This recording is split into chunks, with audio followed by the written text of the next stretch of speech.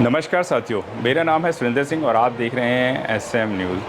Baspa supremo बहन कुमारी मायावती ने तीसरा मोर्चा बना लिया है। तीसरा मोर्चा मैं इसलिए कह रहा हूं क्योंकि उन्होंने बोल दिया है कि अब कोई भी पार्टी, कोई भी विचारधारा के, हमारी विचारधारा के लोग यानी अम्बेडकरवादी विचारधारा के लोग अगर कोई हमसे जुड़ना चाहता है तो जुड़ सकता है। वहीं उत्तर प्रदेश के लखनऊ में बसपा सुप्रीमो मायावती से इनेलो के नेता अभय सिंह चौटाला की मुलाकात हुई है।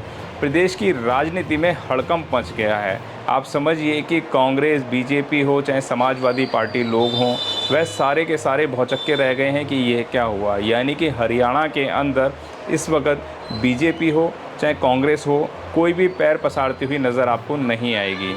यह सोशल मीडिया पे तेज़ी से वायरल हो रही हैं तस्वीरें। आपको बता दें कि पहले भी इस बात को लेकर कयास लगाए जा रहे थे कि दोनों गठबंधन करेंगे। बसपा और हरियाणा में विधानसभा का चुनाव अक्टूबर में इसी साल होने जा रहा है और बसपा हालांकि गठबंधन नहीं करती। आमतौर पर मायावती जी लगातार ये कहती रहती हैं कि गठबंधन से उनको नुकसान होता है, लेकिन दोस्तों यह जो तस्वीरें आप देख रही हैं सोशल मीडिया पे चिल्ला चिल्ला के कह रही हैं, कहानी बयां कर रही हैं कि हरियाणा में तीसरा मोर्चा बनने की कवायद शुरू हो गई है।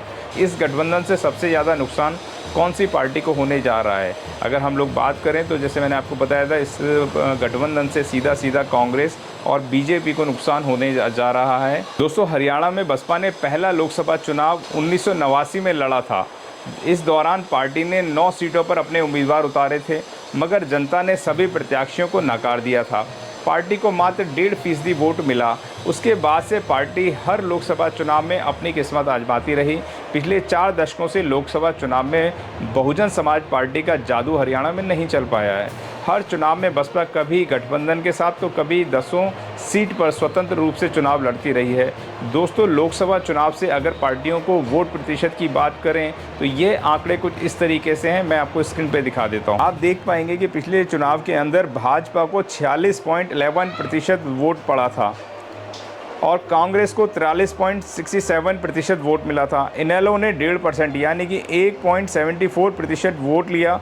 बसपा ने 1.28% वोट लिया, यानी कि जो जेजेपी पार्टी है वो 87% रही और आप 3.94% वोट रहा। दोस्तों, अगर इस गठबंधन को जोड़ देते तो आप मानिए कि वहाँ पर आपकी सरकार के बिना, यानी कि गठबंधन सरकार के बिना कोई भी पार्टी वहाँ पे अपने पैर नहीं पसार पाएगी।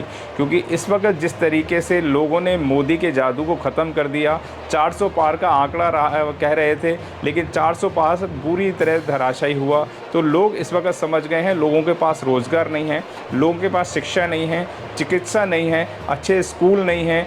इस वक्त बेरोज़गारी के चरम पर हर दूसरा तीसरा आदमी नज़र आएगा। ये सरकारी आंकड़े हैं जो मैं आपको बता रहा हूँ।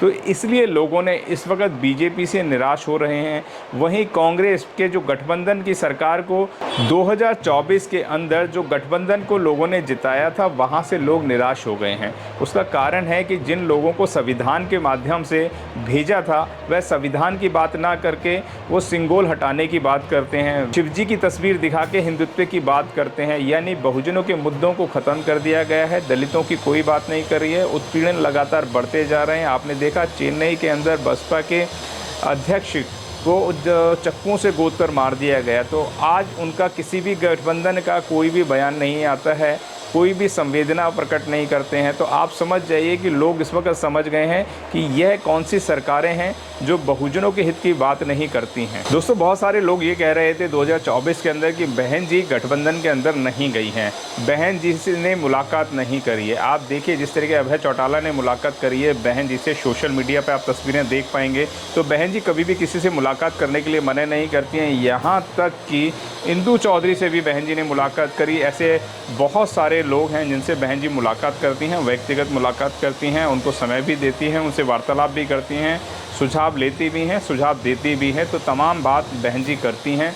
लेकिन जो लोग इस तरीके के कह रहे थे कि बहन जी गठबंधन में नहीं गई, तो मैं आपको बता दूं कि बहन जी को गठबंधन के अंदर बुलाया ही नहीं गया। बहन जी के जो गठबंधन के कयास लगाए जा रहे हैं वो सोशल मीडिया पे वायरल होते हुए नज़र आ रहे हैं। तो आप समझ लीजिए कि गलतियाँ कहाँ पर हो रही हैं, कौन इन घटनाओं को अंजाम दे रहा है। देश के मौजूदा परिस्थितियों पर इस वक्त कौन है जो शिक्षा और चिकित्सा और बहुजनों के हितों की बात कर सकता है, कौन है जो हिंदू मुस्लिम को एक साथ लेके चल सकता है, यह बात आपको और हमको समझनी होगी। और कौन है प्रदेश और देश के अंदर जो संविधान के रूप से इन सरकारों को चला सकता है, यानी कि कौन हमारा सीएम होना चाहिए, कौन हमारा पीएम होना चाहिए, यह निर्णय सिर्फ हमें और हमें करने हैं। क्योंकि बाबा साहब डॉक्टर B.R. अम्बेडकर ने हमें एक वोट का अधिकार दिया था। उस एक वोट को हम लोग कई बार कुछ साड़ियों में, कुछ चंद पैसों में या दारू में कहीं ना कहीं बेच देते हैं। ये लेकिन मौलिक अधिकार हमारे हैं और इसको बेचने के बाद हम लोग उनसे सिर्फ 5 किलो राशन की उम्मीद करते हैं। आप समझिए कि आप ना तो अपने बच्चों की शिक्षा पे बात कर पाते हैं, ना उनके रोज़गार पे बात कर पाते हैं, ना चिकित्सा पे बात कर सकते हैं, ना कॉलेज पे बात कर सकते हैं कि उनके कॉलेज क्यों नहीं खुले, ना पानी पे बात कर सकते हैं, ना बिजली पे बात कर सकते हैं। हमने 5 किलो राशन फ्री में जनता को देते हैं। क्या 5 किलो में वाकई गुजारा चल जाएगा? ये अपने मन पे और दिल पे बात रख के सोचने की है। जिस तरीके से हमें भुखमरी की कगार पे लाके खड़ा कर दिया है, हमें कहते हैं कि आपको बिजली फ्री, पानी फ्री, लेकिन हकीकत बात मानिए कि पानी जैसी समस्या आज भी देश के अंदर चल रही हैं, जहाँ पे त्राही त्राही कर रहे हैं। जब त्राही त्राही करते हैं तो कहते हैं कि सेंट्रल गवर्नमेंट वाले हमें पानी मुहैया नहीं करा रहे हैं। पंजाब में तो आपका पानी आता है, आप पंजाब में पानी क्यों नहीं बंद कर देते ताकि पंजाब से हरियाणा की तरफ ही ना आ सके पानी?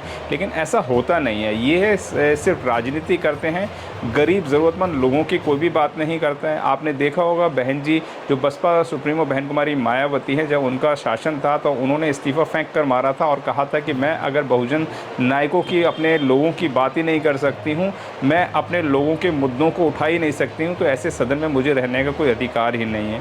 तो बाबा साहब डॉक्टर B.R. अम्बेडकर की मुझे हमेशा एक बात याद आती है और उन्होंने कहा था अपनी स्पीच नंबर 113 में, 1 पार्टी 1 बैनर 1 लीडर जिस दिन हो जाएगा उस दिन आप इस देश के शासक बन जाएंगे। तो सोचना आपको है, आपको इस देश का शासक बनना है या इस देश का गुलाम बनना है।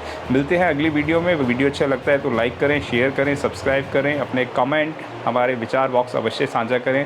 धन्यवाद। अगर आपने अभी तक हमारा चैनल सब्सक्राइब नहीं किया है तो सब्सक्राइब करें और घंटी का बटन बिल्कुल भी दबाना ना भूलें ताकि सभी लेटेस्ट खबरें पहुंच सकें आप पे सबसे पहले।